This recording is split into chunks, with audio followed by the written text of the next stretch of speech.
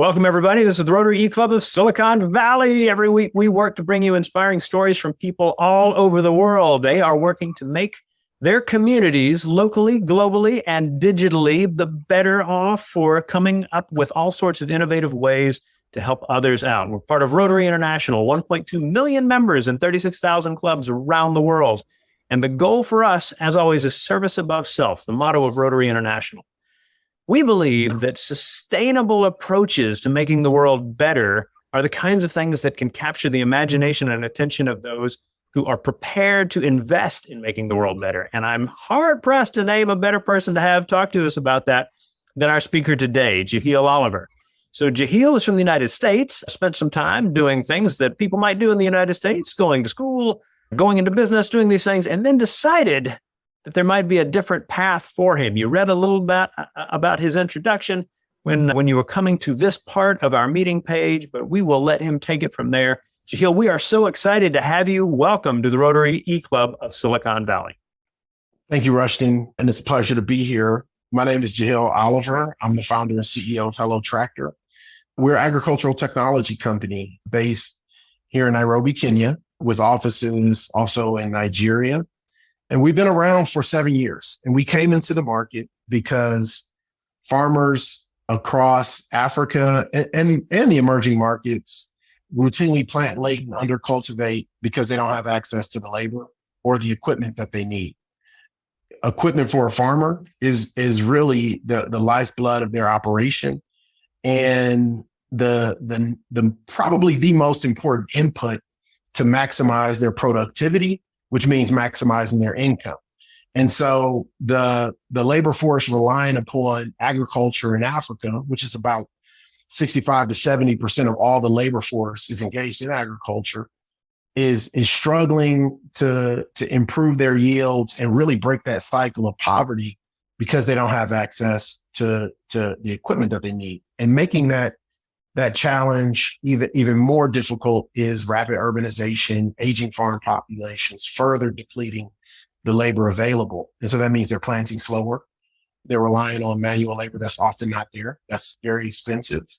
And that's not as efficient as tractors. And as a result, of that lower productivity, they're not able to not only produce more food for themselves, but also produce more food for the markets, earn more income, and also contribute to regional food security.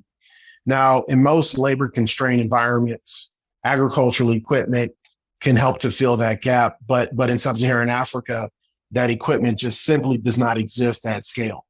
The region is the least mechanized region on Earth.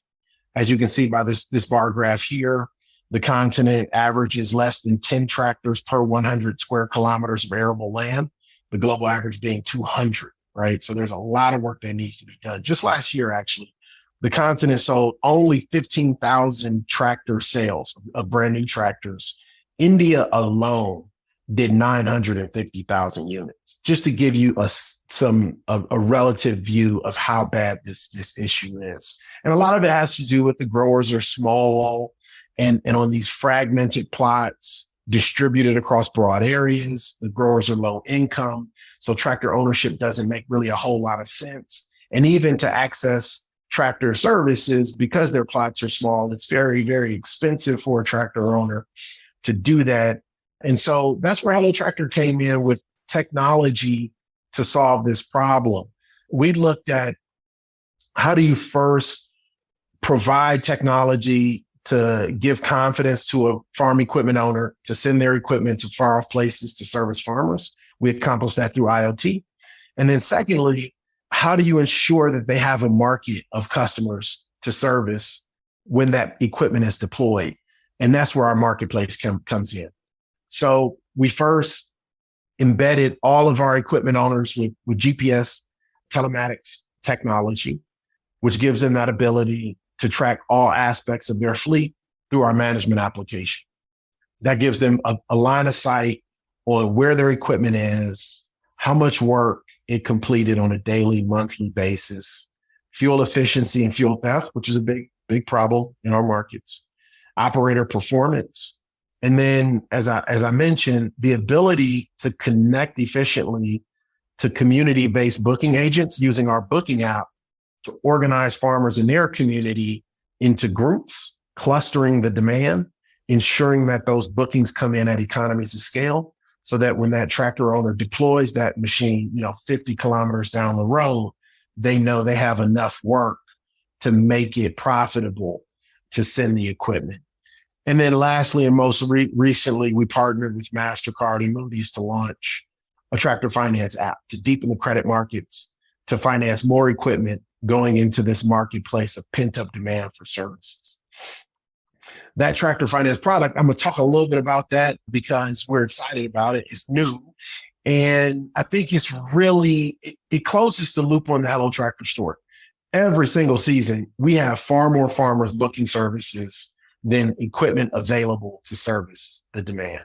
And so what we did was we designed a product that doesn't look at bank history, doesn't look at bank statements and credit scores, because quite frankly, most of our rural entrepreneurs don't have that.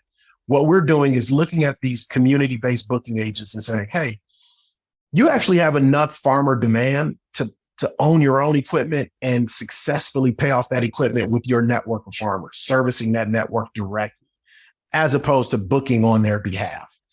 And so we can finance equipment into that intelligence, right?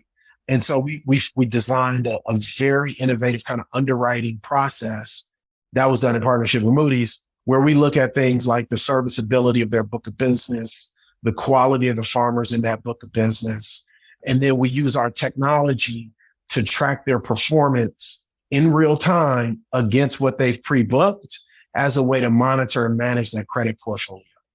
As they service their farmers, we're just deducting a small amount of loan repayment from the revenue generated so they can repay that loan and qualify for some additional financing.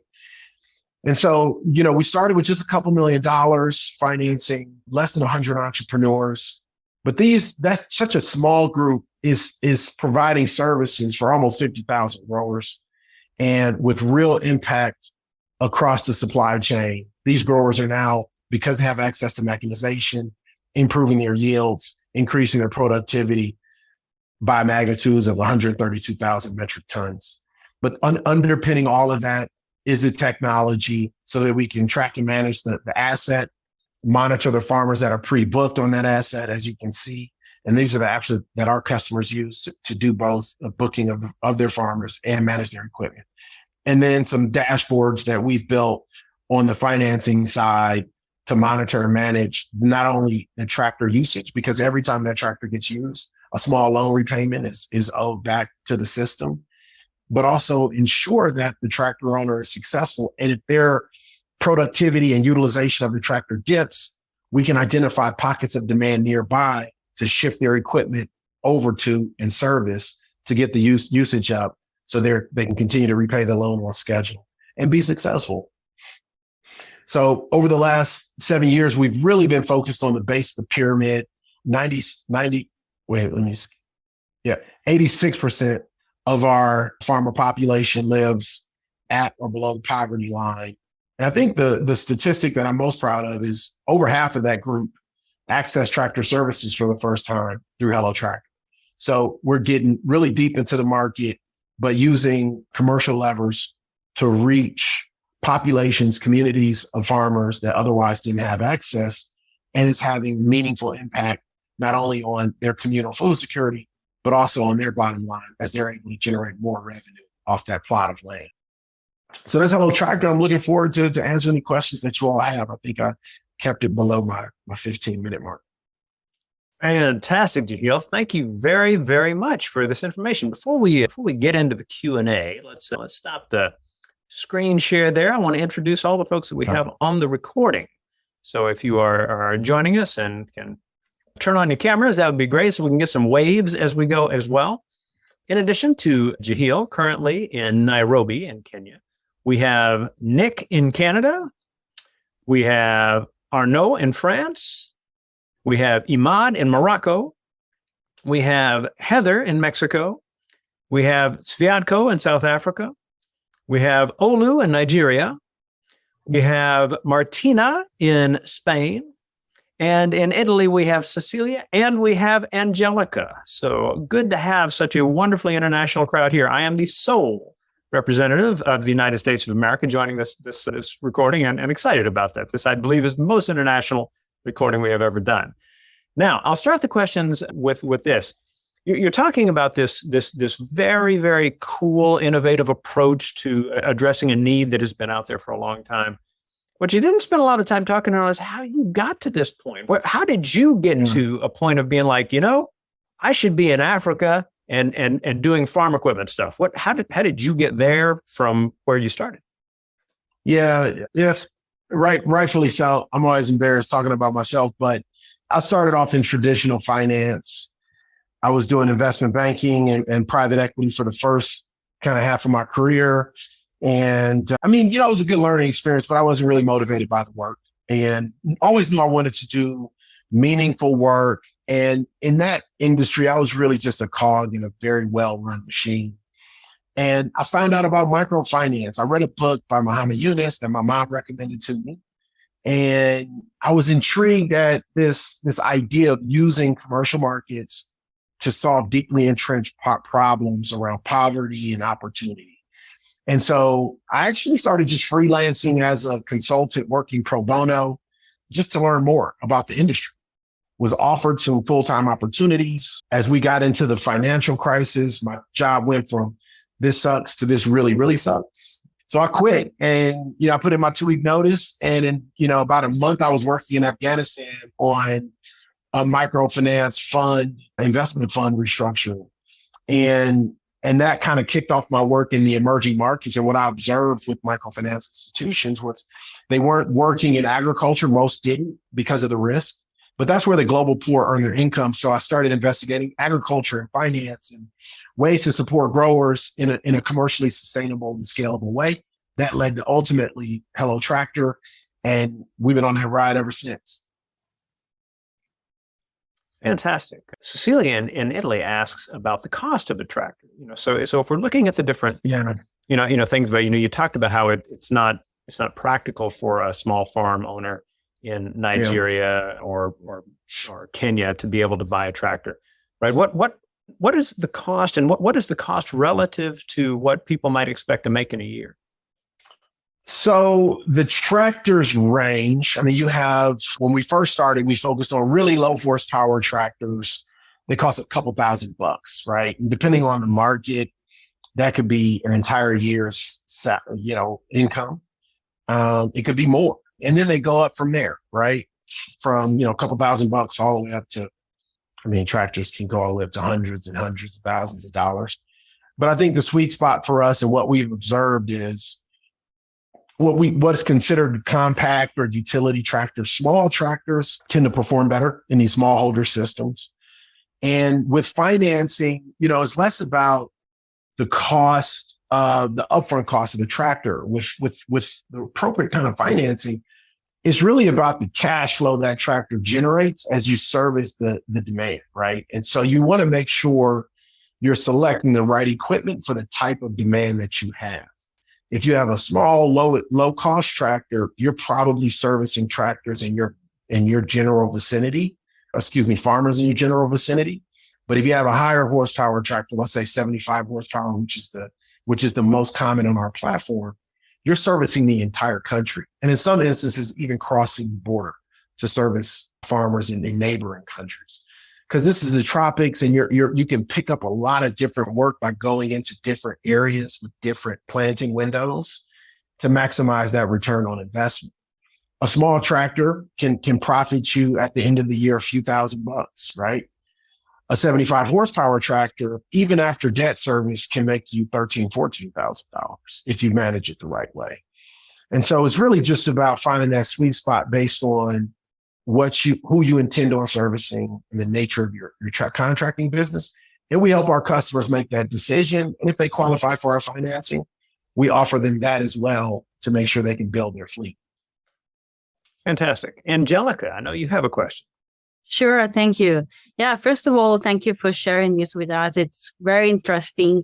And you mentioned that technology played a significant part in this project. So I was wondering, so how did you convince people? So how did you convince the community to feel the benefits of technology? Because you apply technology to a very particular field. So I was wondering how you implemented change management to get people, acquire technology in a positive way.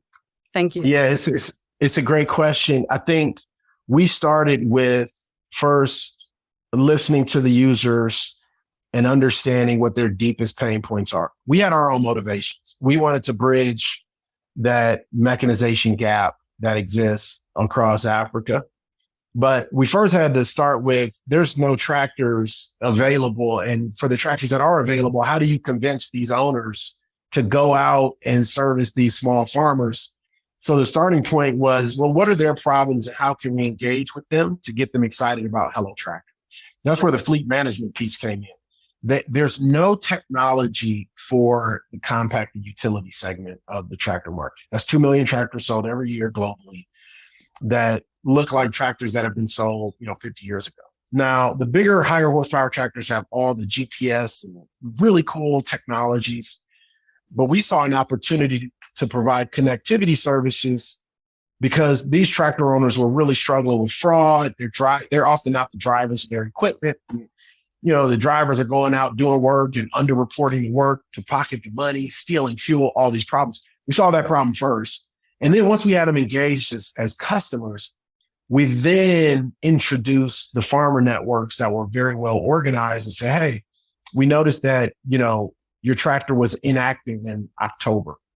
And, in Nasarawa State, in Nigeria, I know we have a few Nigerians on the call. There's we have some rice farmers there that have already been organized and booked for services, and they're willing to pay this amount. Are you interested? And that helped to get to open up the conversation around the marketplace. But it first started with solving their immediate pain point, which was fraud, machine misuse, visibility, and remote monitoring of the equipment, and then building out from there. Thank you. Martina in Spain. Thank you so much for giving me the word. Mine is less a question, but a remark. I come from a very similar background because I also come from investment banking and then studied, human rights and similar things, also microfinance and this. And I've been volunteering, in an organization of the German schools for 20 years. And I have two ex-colleagues. One was our treasurer on the International Confederation. He's in South Africa, Pretoria. And the other one was in Cairo. And they are dedicating themselves precisely to what you're doing. And they wrote a chapter in a book for, I never get it right, the United Nations Organization for Agriculture, and that's in Rome. But I'm sure that you all know what I'm talking about. I never get the name right. FAO. Yep. Yes, correct. Thank you so much for helping me out. And they wrote a chapter on contract farming and on helping small farmers. And maybe I could hook you up because a network in all this is so extremely important, I always find.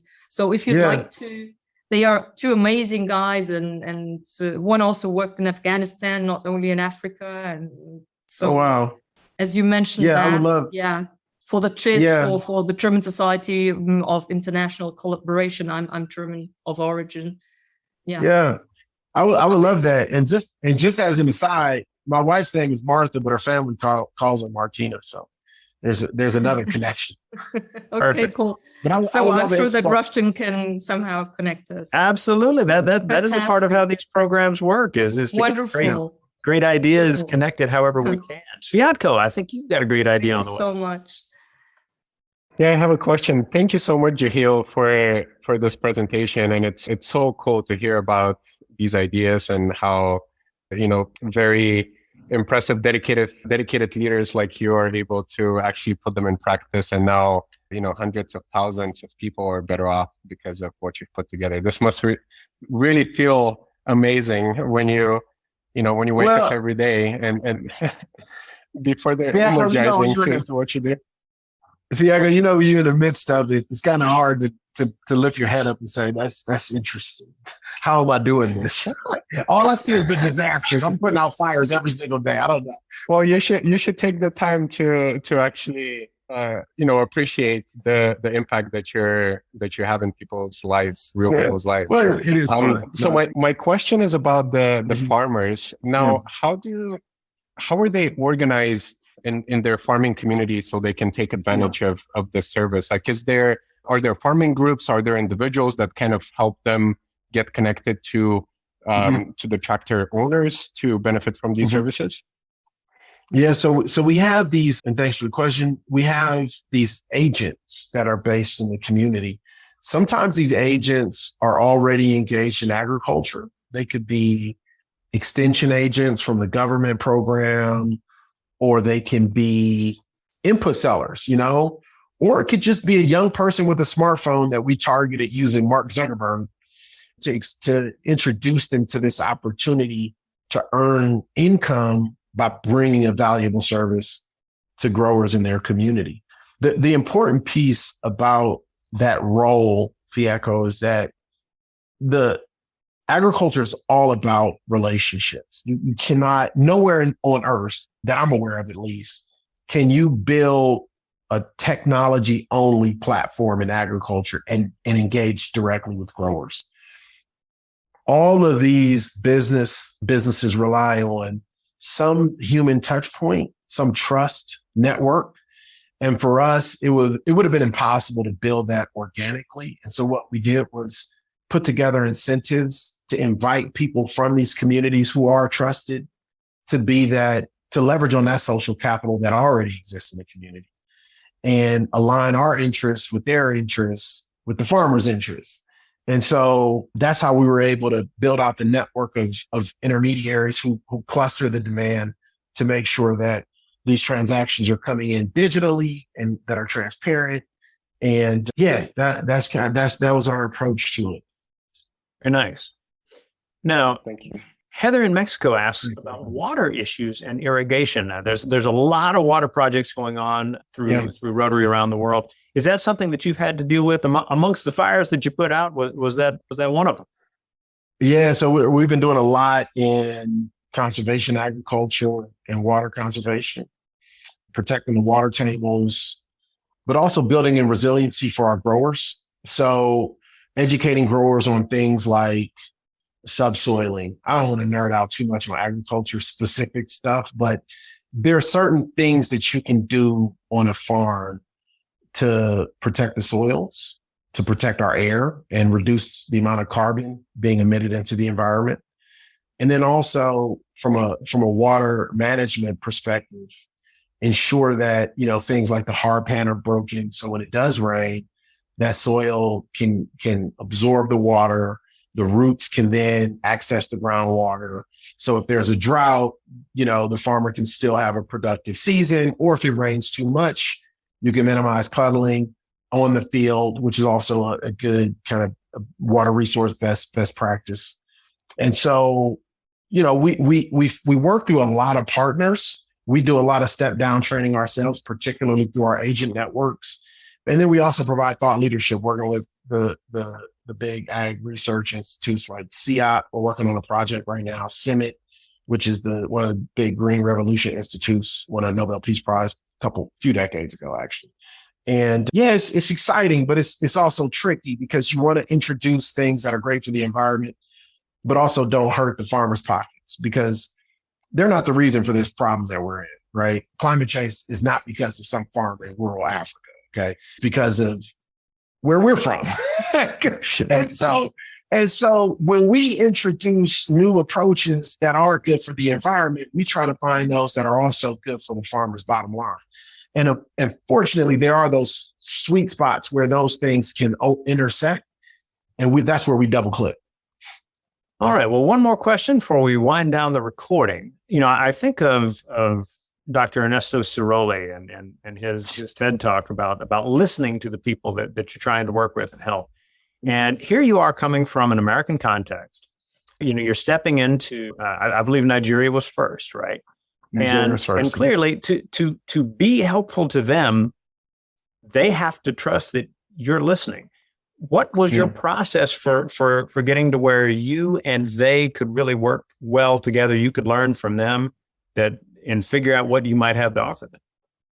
Yeah, I mean, to be honest with you, some trial and error. And then after enough error, then came humility. Because when I first started Hello Tractor, I mean, it's humbling now, but I thought I had answers that I just simply did not have. I did a lot of desk research, worked with some of the top thinkers, and I'm not exaggerating. Like, I really was privileged enough to work with people who were the thought leaders in mechanization globally.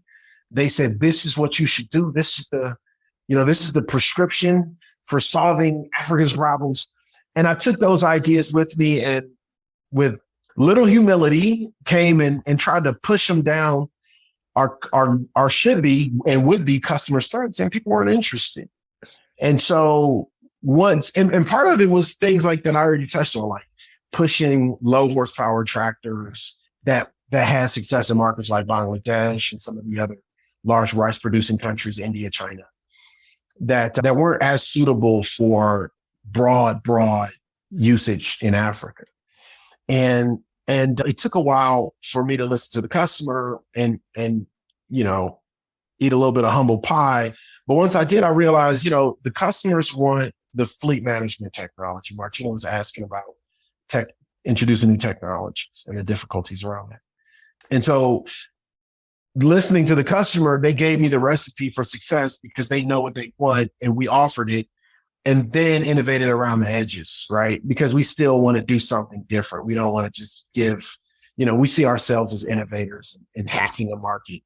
And so, but it started with just listening to the customer. And that was born out of just a lot of mistakes. And through that mistake came, humility, which is an amazing lesson and very hard earned lesson. Well, lots of lessons for all of us taking in this program. Thank you very much. I'll hand it back to you here in just a minute, but let me do the regular wind down for everyone. Let me start by thanking everybody who joined in the recording. What fun it is to be able to gather people from so many different places and questions and perspectives that allow this kind of celebration of innovation and successful innovation for improving communities to happen.